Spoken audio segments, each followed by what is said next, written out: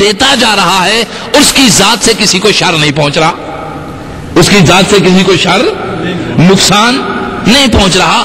اور ہر شخص پوری طرح آنکھیں بند کر کے کسی شخص پہ ٹرسٹ کر سکتا ہے، اعتماد کر سکتا ہے کہ یہ شخص مجھے کبھی دھوکہ نہیں دے گا، یہ شخص مجھے کبھی دھوکہ نہیں دے گا اور کبھی دھوکہ دے نہیں سکتا.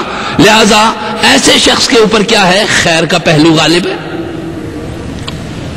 ملائکہ کی خصائل.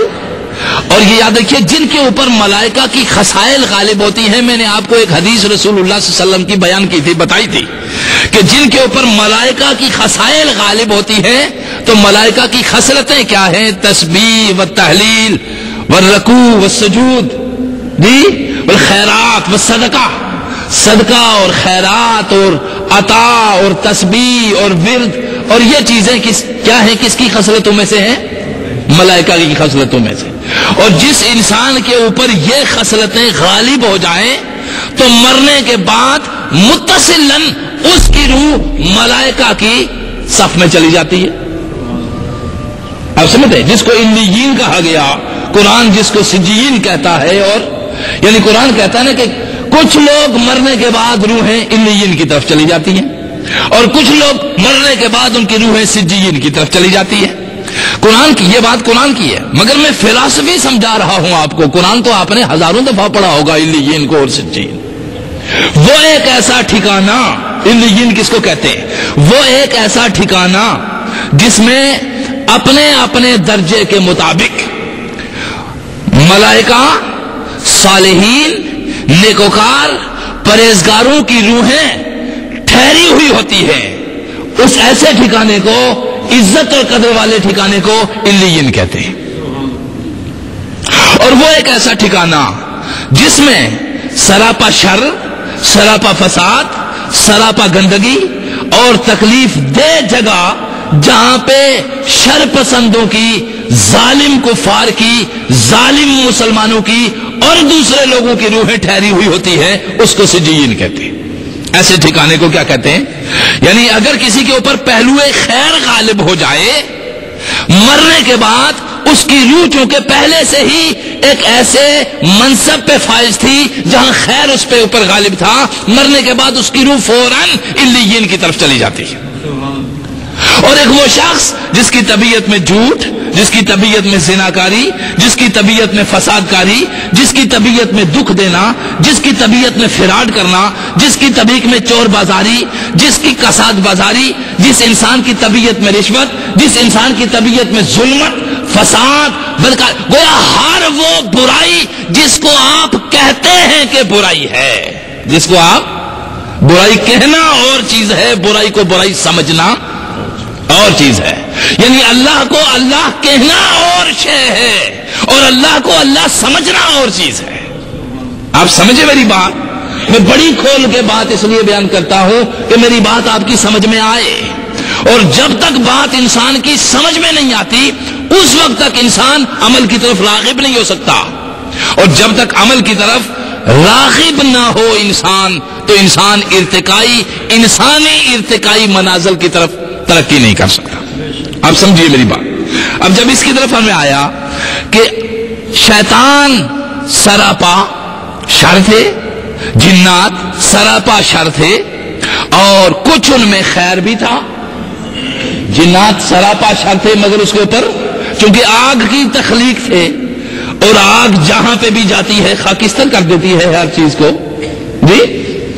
اور ملائکہ نور کی تخلیق تھے اور نور جہاں جہاں پہ بھی ہوتا ہے وہ نور اس کی روشنی میں دوسری اشیاء تو دیکھی جا سکتی ہیں. نور کی روشنی میں مثلا علم ایک نور ہے. علم ایک شخص اگر کیمسٹری کا حاصل کر لے تو ایک کیمسٹری کے علم رکھنے والے انسان کی سوچ تاکہ اور ہوتی ہے اور ایک عام آدمی کی. انسان ایک اگر فزکس کا نالج حاصل کر لے اس کی سوچ ایک اور ہوتی ہے اور دوسرے انسان کی اور ہوتی ہے. ایک انسان اگر بایولوجی کا علم حاصل کر لے اس کی سوچ اور ہوتی ہے اور دوسرے کی اور ہوتی ہے اس کی سوچنے کی ڈائریکشن چونکہ جدا ہو گئی، اس نے دوسری ایک چیز پہ فوکس کر دیا ہوا ہے. ٹھیک ہے، کیمسٹری، فزکس، بیالوجی، زوالوجی، جون سے بھی علوم ہے، باٹنی جیسے بھی کائنات میں جو علم آگے ترقی کرتا چلا جائے گا. آپ دیکھیے نا، جو علم آج ہیں، آج سے 20 سال پہلے یہ تھے، اور جو 20 سال 50 سال پہلے تھے وہ آج ہیں. سمجھے، جو انسان ترقی کرتا چلا جا رہا ہے تو جس مقام پہ وہ پہنچا تھا، آگے جب ترقی کرتا ہے تو پیچھے وہ پرانی اور فرسودہ کھنڈرات دیکھ رہا ہے.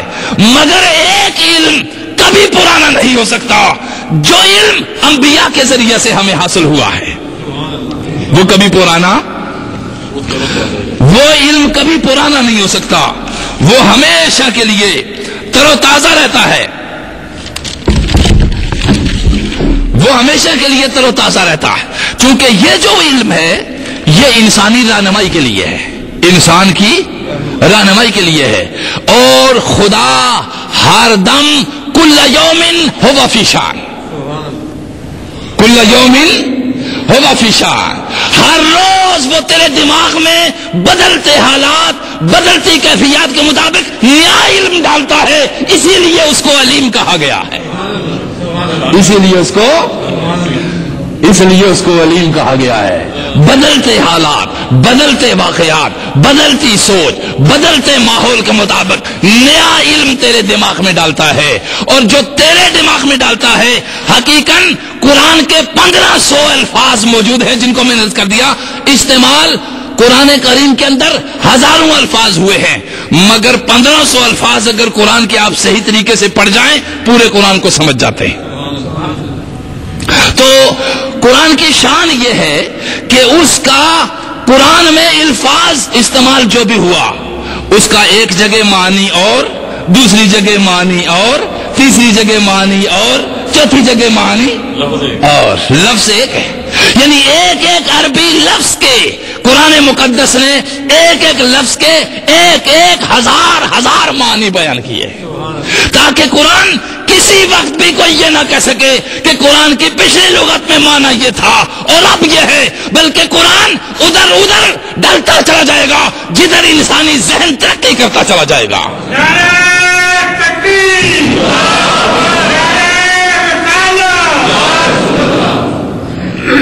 جو انسان ترقی کرتا چلا جائے گا قرآن اسی طرف رہنمائی کرتا چلا جائے گا. یعنی یہ وہ کتاب عظیم ہے، اللہ غنی، یہ وہ کتاب عظیم ہے. اگر تیرے علم کی وسعت کم ہے تو کوئی الگ بات ہے، مگر قرآن کی جس آیت کو دیکھے گا، اگر پہلی آیت نے تیرے دماغ میں کوئی تشکیک پیدا کی ہے تو دوسری آیت اس گرہ کو کھول دے گی. اس لیے القرآن یفسر بعضہ بعض، قرآن اپنے بعض کی بعض تفسیر کرتا چلا جاتا ہے. جو تیری سمجھ میں نہیں آیا وہ اسی طرح بڑھتا چلا جا رہا ہے. لہذا جو لوگ یہ سمجھتے ہیں کہ قرآنی رہنمائی پرانی ہو گئی، نہیں، ان کو یہ دیکھنا چاہیے کہ قرآنی رہنمائی پرانی نہیں ہوئی، قرآن سمجھنے میں غلطی کی گئی ہے. قرآن کو کل یومن ہوا فی شان کا لفظ بتاتا ہے کہ میرے خالق کی ہر روز نئی شان ہوتی ہے، میرے خالق کی تخلیق کی ہر روز نئی شان ہوتی ہے، میرے خالق کے عمل کی ہر روز نئی شان ہوتی ہے، اور میرے خالق کے فعل کی ہر روز نئی شان ہوتی ہے. لہذا یہاں انجماد نہیں ہے کہ دھم دو بس، اور جی اس لفظ نہ مانا، یہ بس میرے استاد نے جو کر دیا بس وہ کر دیا، اب میں سر پھاڑوں کسی کا یا جگر توڑوں، نہیں ہے. لہذا پہلی بات کیا ہے؟ پہلی بات یہ ہے کہ کوشش کریں آپ قرآن کو سمجھیں. قرآن کا سمجھنا صرف مسجد کے ممبر کے مولانا کے لیے ضروری نہیں ہے.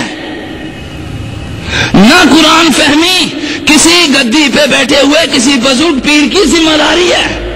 کنتم خیر امت اخرجت للناس تأمرون بالمعروف وتنہون عن المنکر. میرے محمد عربی نے بتایا کہ تم میں سے ہر ایک فرد میرا امتی ہے، لہذا جس تک میری کوئی آیت اور نالج کا کوئی ذریعہ پہنچے اس کو چاہیے ہے کہ اگلے کو پہنچائے، تاکہ علم وسیع ہوتا چلا جائے، تاکہ علم کیا ہوتا چلا جائے؟